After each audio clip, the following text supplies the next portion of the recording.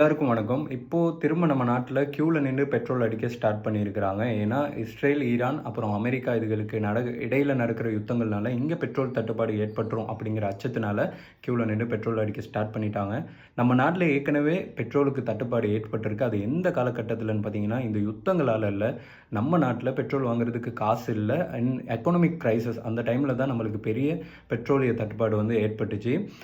ஆனா இப்போ அப்படி ஏற்படாதுன்னு பெட்ரோலிய கூட்டுத்தாபனம் சொல்லியிருக்காங்க. ஒரு 47 நாளுக்கு தேவையான இருப்பு வந்து நம்மகிட்ட இருக்கு. அதனால யாரும் அச்சப்படாதீங்கன்னு சொல்லியிருக்கிறாங்க. இன்னொரு பேசிக் விஷயம் என்னன்னு பார்த்தீங்கன்னா, மேலைத்தேய நாடுகளோட முதன்மை வருமானம் வந்து பெட்ரோலியம் தான். அதனால நம்மளுக்கு பெரிய டிமாண்ட் காட்ட மாட்டாங்க. ஏன்னா, இப்போ பாவனையில வந்து எலக்ட்ரிக்கல் மூலமா இயங்கக்கூடிய வாகனங்கள் இருக்கு. அவங்க கொஞ்சம் டிமாண்ட் காட்ட ஸ்டார்ட் பண்ணாலும் எல்லாருமே அதை நோக்கி மூவ் பண்ணிருவாங்க. அப்போ அவங்களுக்கு வருமானம் அந்த பெரிய அளவுல பாதிக்கப்படும். அதனால நம்ம அச்சப்படாம இருக்கணும்.